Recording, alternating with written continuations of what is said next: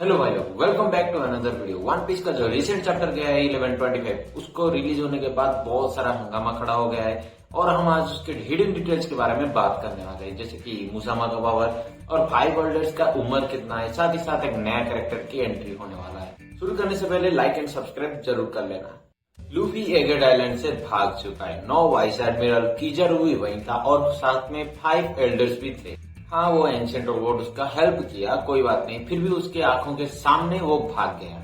ये बात ट्रिगर कर देता है इमू सामा को। उसके भाग जाने के बाद सैटर्न एक मीटिंग बुलाता है जहाँ पर 9 वाइस एडमिरल्स थे। लूफी के जाने के बाद मारीजोवा में 4 गोरोशी वापस चले गए थे, बस एक ही बच गया था, सैटर्न। वो अपने शिप में वापस आ जाता है। मीटिंग में ये बोलता है कि सैटर्न, हमें जो चाहिए था वो हमें मिल चुका है। मदर फ्लेम को चाहिए था, वो आग जो था उसे चाहिए था, वो मिल गया है। बट उनका फेलियर ये है कि भेगापंक का जो ब्रॉडकास्ट था वो पब्लिश हो गया और साथ ही लूफी भी भाग गया।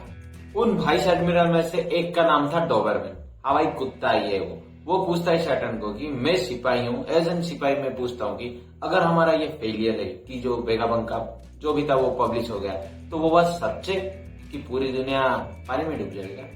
और रिप्लाई में सैटर्न सीधा गोली मार देता है। ये तो ठीक है कि ये सैटर्न का ईगो था, उसे मार दिया, बट इससे पहले एक पैनल दिखाया गया है और वहां पर लिखा है कि अबाउट 200 years ago, जहां पर सैटर्न खड़ा है और उसके सामने 3 साइंटिस्ट है और पास वो जायंट रोबोट है। हाँ, 200 years ago मतलब सैटर्न 200 साल से भी ज्यादा उम्र का है।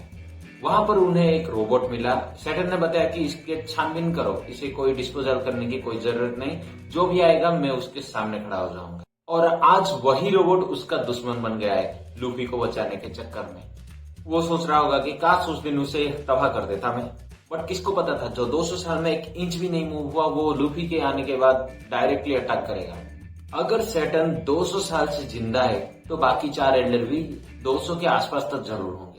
और ये कोई छोटी मोटी बात नहीं भाई, बहुत बड़ी बात है, क्योंकि 200 साल जिंदा रहते हैं 5 एल्डर्स, मतलब सबका पावर नहीं है, कोई एक है जो सबको सप्लाई कर रहा है।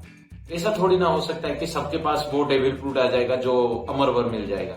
मेरा थ्योरी कहता है कि यही ताकत है इमू सामा की। उसके डेविल फ्रूट में ऐसा पावर है कि सबके लाइफ का पावर छीन सकता है और किसी को भी दे सकता है। इनडायरेक्टली बोले तो इच्छा मृत्यु का वरदान मिला है, काइंड ऑफ बोल सकते हैं, क्योंकि इच्छा मृत्यु की ताकत सिर्फ ओडेन के पत्नी को था, वो कहीं पे भी जा सकता था टाइम पे। ये इमू सामा का ही पावर है, क्योंकि देखो जब गार्लिक फिगरलैंड एंटर किया मारीजोवा में, जो सेंट्रल होता है इमू सामा के फ्रंट में, वहां पर एंटर किया इमू सामा सीधा यहाँ पर सैटर्न अपने शिप में है एगेट के पास, वहां पर उसका जान ले लेता है। मतलब वो बूढ़ा हो जाता है और सिर्फ हड्डियां ही बचता है और कुछ नहीं। यूं समझ लो उसे जान दिया गया था, क्योंकि इतने दिनों तक शरीर का कुछ भी नहीं बचेगा, सिर्फ हड्डियां ही बचेगा जब तक जला ना दिया जाए।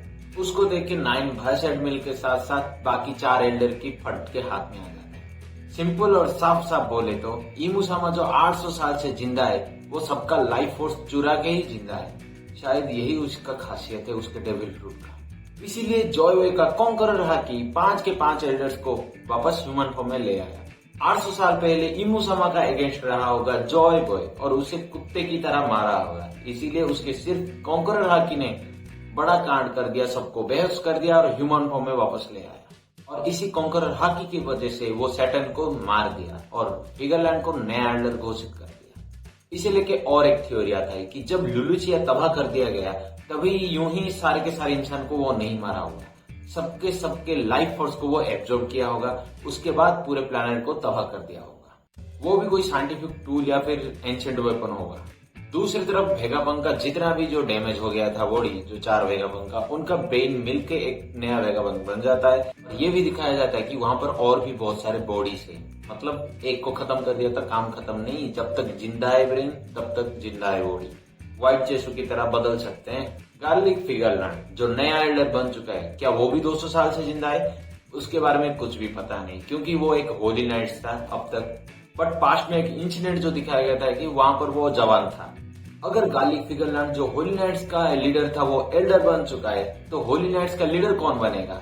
एक नया कैरेक्टर। देखो होली नाइट्स के बारे में किसी को भी पता नहीं, शायद गवर्नमेंट और ड्रैगन को ही पता है और उनके अलावा किसी को भी पता नहीं।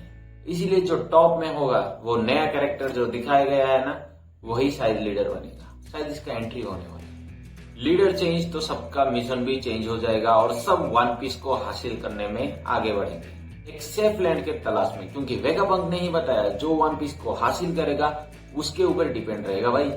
हमें होली नाइट्स के बारे में पता नहीं है, रॉक पायरेट का जो जेवेक था उसके वक्त क्या हुआ था उसका भी बारे में पता नहीं, और बहुत सारे उसकी क्रू मेंबर के बारे में भी पता नहीं है। अगर ये सब इतने ताकतवर हैं तो साइंस का पावर बहुत ज्यादा ही होना चाहिए। और साथ ही साथ ड्रैगन तो इनक्रेडिबल है भाई। हाँ, वो थ्योरी अभी भी बाकी है कि साइंस का जुड़वा वही गया था मारिजोया में 5 एल्डर्स से बात करने के लिए।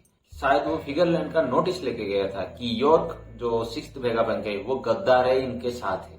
बहुत सारे कंफ्यूज करने वाली बात सामने आ रही है, इसीलिए हमें इंतजार करना पड़ेगा। और साथ ही साथ लूफी को एक नया टेक्निक सीखना पड़ेगा, शायद वो गियर 6 भी हो सकता है या फिर कंट्रोल्ड गियर 5। देखो ये था पूरा डिटेल्स तो नहीं बोल सकते, जितना सामने मेरे आया मैं बता दिया। मेन पॉइंट था इमुसामा का पावर और 200 साल से भी ज्यादा जिंदा है शटर।